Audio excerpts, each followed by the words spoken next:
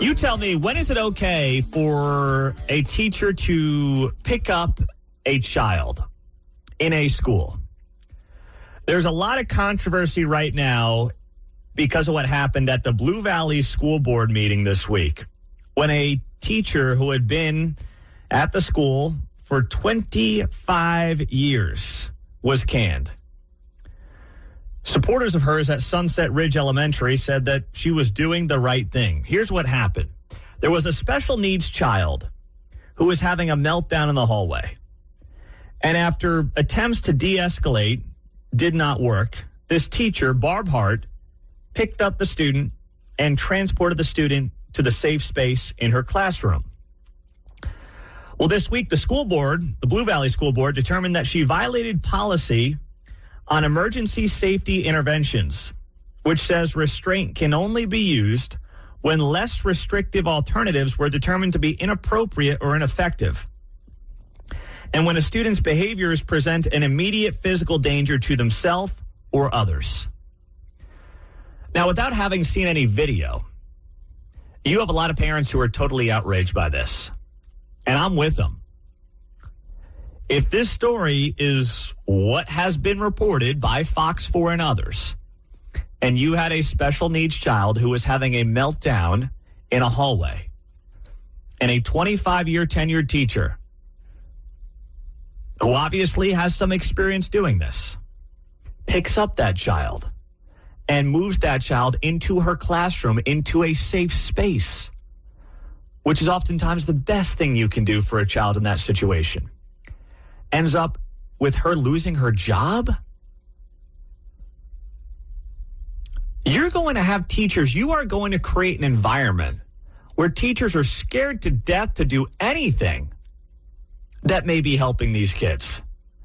Here's some of the reporting from Fox 4 and some of the parents who are disgusted by this. The policy for this Blue Valley is to not touch the child and just let them kind of flounder, where she gave dignity to that child, scooped him up, got him into a safe space so that they weren't on display for everybody else to see. An addendum to Monday's agenda said Hart would be fired for violating policy 3522.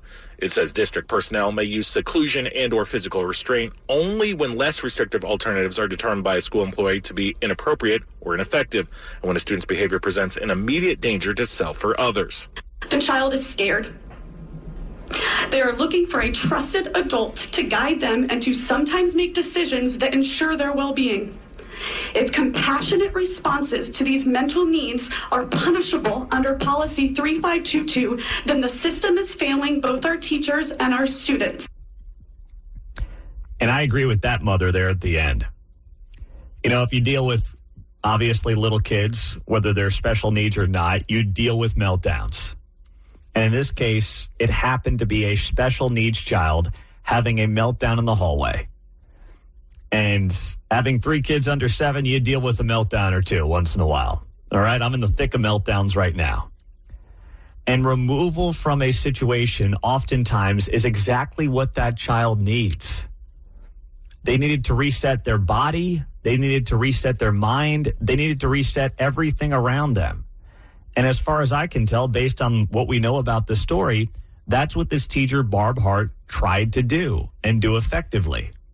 And who's sitting there making the determination as to whether or not that was the specific right moment? If there were other forms of possible de-escalation, who's the person who's making the call as to whether or not they did enough before they put their hands on that child? Who's in charge of that? Is it a school board? Is it a superintendent? Is it somebody else? But I saw this quote from Blue Valley School Board member Jim McMullen. My perspective is to extend grace to a teacher who has given 25 years to the district and recognize that some situations involve judgment calls. That's exactly right. But like so much of public education, what has it turned into? A bureaucratic nightmare. Letter of the law garbage that is not beneficial or helpful to anyone. Certainly not the kids. Everyone's trying to protect themselves from a lawsuit or, God forbid, something else. And that's the world that public education has created for itself largely, John. Yes, when kids have a fit, a temper tantrum, that's one thing. When special needs children have it, it's sometimes a lot more intense and would require perhaps the action that was taken. It seems to me her actions fit the criteria described. What's stupid is if they actually had some system in place and said, well, we need to get permission on how to handle this child. I know. Let's ask Barb. She's got 25 years experience. Would it probably be the procedure? Yes. Right? Yes. It's not like this is some teacher who showed up 2 weeks ago. Right. And is picking up kids and throwing them in classrooms in like some dark closet. Something, right? I was waiting for like the story to take a turn. Mm-hmm. Like, yeah, he stuck him in the broom closet or something for a half hour. Right. And that's not what happened here. And the parents of this kid even wrote a recommendation for this teacher to keep her job. Yes. Mm-hmm. So. Yes. I mean, this is school board activity at its absolute worst. 913-408-7957. I mean, I'm all in on supporting Barb here. All right. Barb Hart deserves, I think, the support of the Blue Valley community, of the Overland Park community by and large as well. And, I'm not sitting here getting into the weeds of what the Blue Valley School Board does, but of all the issues that they've got in these school districts around Kansas City, to be sitting there looking at this and saying, you know what, 25-year teacher, throw her career out the window because she picks up a special needs kid having a meltdown in the hallway and puts the child in a classroom to basically remove them from the situation and try to help calm them down. How are you going to get good teachers who want to serve their communities when you can get fired for doing this? You tell me at 913-408-7957. What great teacher is going to want to deal with the bureaucratic nightmare that these schools have turned into? And it's just, it's sad. It's pathetic. It's disheartening because this industry has done enough to hurt itself. It's become jobs programs for adults who want to get into the administration, the bloated administration, and make a bunch of money because they can't do it in the classroom. And now you got a story like this that I find just heartbreaking for teachers who want to do it the right way and help these kids out. Paul's first up on KCMO. Hey, Paul, good morning. Hey, Pete. Yeah, this is an outrageous story. It seems to be in Johnson County that whether Antifa's taking over bridges or this incident here, there's a lack of common sense leadership in Johnson County being replaced by cowardice in leadership. This is ridiculous. This teacher should be commended for having the empathy, the sympathy for this child to get it into a safe place and protect physically and mentally this child. I don't know what's going on in Johnson County. It's more like Loudoun County in Virginia. It's full of cowards is what it is, Paul. It's full of cowards. Yes, sir. Thank you. On the text line, Pete, I work with special needs kids. They often require actual human touch and compassion to help them feel normal. I'm sick of the left dehumanizing all life decisions. I don't know the political makeup of any of the people involved in the decision making here. I just know that common sense has to once in a while prevail. 913-408-7957. Bob is in Blue Valley. Hey, Bob, good morning. Hey, how you doing? I'm well, Bob. What's happening, big guy? Not much, man. I see it all the time, man. I work in a school district, and I see it all the time. These kids, the special needs especially, sometimes they I don't want to say throw tantrums, but they just they have a bad day and something triggers them, and they just kind of get a little haywire. And the teacher, in my opinion, did the right thing. She wanted to de-escalate. She probably picked that student up and wanted to get it out of the situation. The hallways are hectic, and if it's loud and kids are in there, and it's just a trigger for these special needs, especially to get them out into a safe room where it's quiet, it's calm, they know it, it's a safe space. I see it on the daily. I'm in many schools. I see it on the daily where it happens, and these teachers aren't trying to harm the kid. They're just trying to get them out of that situation and put them where they're safe to be at. And you know what? And you're right about the boards. These teachers, and I see it's happened in the last 10 years, their hands are tied. They don't want to do nothing for fear of lawsuit, or someone's going to say, oh, my gosh, you picked that child up, and you know what? And, going with the veteran, she's been 25 years. There's something, she's been there 25 years. There's something to say about that. Exactly right. No, you're right. There's fear of lawsuits. I mean, God God bless attorneys, but they have ruined a lot of things. There's no doubt about it. Everyone's looking to file a lawsuit. Let's go to Tammy and Shawnee. What's up, Tammy? Hey, Pete. I agree with what he was just saying. It is state law. According to the Department of Education, we must follow guidelines when something like this happens. We are not allowed to pick a child up. They have to walk of their own volition to that quiet space. We can help them, but they have to walk of their own volition. We can't pick a child up and do that. And I mean, I don't agree with the board's decision, but the fact is the administrators had no choice, and so did the board. They had no choice but to let her go because it did open up the district to a lot of lawsuits. The fact remains. What does that say about our culture, Tammy? Exactly. You know, what does it say about the disgusting nature of the culture, the frivolous lawsuits that get filed every single day in this country because of huckster attorneys who are trying to make a quick buck because they have no other skill sets of note? What does it say about our culture that this is the kind of stuff that can happen now? And this is why it's so difficult to be a teacher because you feel like you have no support. And sometimes parents disagree when you're trying to do the right thing by your child, whether it's be choosing projects that they work on or discussing, the child's behavior with the parent. Many times, I'm sorry. But let me ask you this, Tammy. Let me just ask you this, because I do want to push back on something you just said there. The school board determined that the teacher, Barb Hart, had violated its policy on emergency safety interventions, which says restraint can only be used when less restrictive alternatives were determined to be inappropriate or ineffective. So who's in charge? That's a very gray area. So who's in charge of making that determination?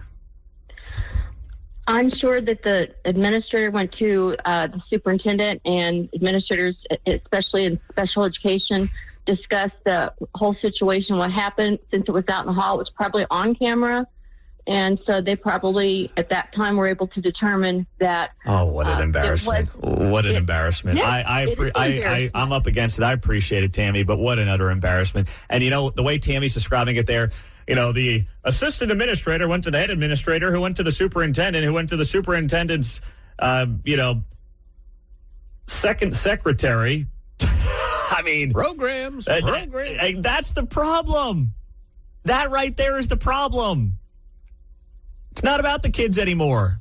It's not about the well-being of the kids. It's about CYA from the adults protecting their own skin and their own gigs. And that's not what educating our children is supposed to be about. I have for a long time been critical of the system, even though I'm a K through 12 public school kid, but it has changed dramatically the last generation. And it's not the fault of the teachers in the classrooms. 913-408-7957. Pete, as a direct care aide for mentally handicapped kids, that's exactly what our protocol would have been. You remove them or the stimulation, that's the problem. They are overstimulated, and removing them when they're overwhelmed is part of the solution. 913-408-7957. More on this with you next. Story here, Blue Valley Schools Sunset Ridge Elementary teacher Barb Hart was fired this week by Blue Valley Schools. Why? Because she was called to the hallway to help with a special needs child after attempts to de-escalate failed. The child was having a meltdown in the hallway. This teacher, Barb Hart, picked up the student, transported the student to the safe space in her classroom, and the school board determined this week that she violated its policy on emergency safety interventions, which says restraint can only be used when less restrictive alternatives were determined to be inappropriate or ineffective. And that got Barb Hart fired. What a joke. Amy is in Lansing. Go ahead, Amy. You're on KCMO. Hi, thanks for taking my call. I'm a school board member here in Lansing, and this is a problem that is out of control in all districts right now. We have teachers that have even came to our board wanting to speak to us during a board meeting about the safety issues, not just for other students, but for themselves. And our current board even denied them speaking to the board because of this. And we need to stop firing our teachers for using common sense and de-escalating and taking control of situations just because administration is more worried about being sued than protecting the kids and the environment. We've had so many disruptions. Kindergartners where almost their whole year have been disrupted because of one student, because they're too afraid to remove them from the classroom, just like this teacher did, and instead will leave them screaming in the halls, crying in the halls, disrupting a class for an hour on end, and all because of that one little statement, the least restrictive, environment, when there is proper training on how to do this. And she should absolutely not have been fired. This is wrong, and it's going to affect teachers and students until people start standing up to this. And I'm ashamed that board did that to her. Yeah, it was a 6-1 vote. Amy, thank you for chiming in as a school board member up there in Lansing. I do appreciate it. It's operating out of fear. No good business operates well out of fear, and no good school can operate out of fear. Mark and Lenexa, go ahead. You're on KCMO. Good morning. I was just thinking that this would be the proper role of the teachers union, but it shouldn't have come to this, but they're too busy out doing Nazi pens and stuff like that. Yeah, if the teacher was getting fired for trying to trans the kids, they'd be all over it. But this one, gonna stay away, right? 913-408-7957. Maisie and Perry, go ahead, Maisie. Hi, thank you so much. I just want to say earlier you asked who is the one that makes the decision on what those less restrictive actions are. And first of all, she was called after it's already been attempted to de-escalate the situation. So it sounds like those were already taken. But in that moment, the only other option would be trying to talk to the child. And if that child is, so overstimulated that they are screaming, crying, maybe even, throwing their arms to try to keep people away, then, those have already been exhausted. So I think she did the absolute best thing in, securing the child and moving them to safety. But in that moment, she is the one. She was the teacher that was called to handle the situation. She's the one that gets to determine if they've already tried less restrictive methods. So, and I think any good lawyer would also argue that with her. So the fact that, someone else gets to come in and say, no, you didn't follow protocol when, there is not a clear outline of what less restrictive actions need to be taken is ridiculous. I totally agree, Maisie. Thank you very much. It's a joke. It's embarrassing. It's sad. It's everything that, as far as I can tell, Barb Hart did exactly what you would want a teacher to do in this situation with a special needs child. She was called into the situation. She removed that child. She's been at it for 25 years. She's been around the block, and now she loses her job for being proactive, and I believe looking out for the kid. I got 30 seconds, Mark and Belton. It's all yours. Good morning. What I wanted to say is that, in a quick note, a vast majority of the school board members, and this is not a blanket statement, but I'm going to say certainly within Johnson County and the surrounding area, Kansas side, Missouri side, are liberal mindset, and that there doesn't become a gray area. I'll caveat that with saying if we want to see change, if we want there to be change, then more people need to then step up and become board members and make the change. I agree. I agree with that. You're spot on with that last statement there in particular. There are elections coming up in Johnson County here in a couple of weeks for school board races and city council races. And, we're not going to spend a ton of time on them because, to be honest, it doesn't appeal to a wide swath of the audience. But I would just encourage you to do your homework on these races. Now, are most of the school board members in Johnson County more left than right? Absolutely. But I'm not sure how this story factors into left versus right. This is really just common sense. Barb Hart does have a GoFundMe. We'll share that on our KCMO pages as well.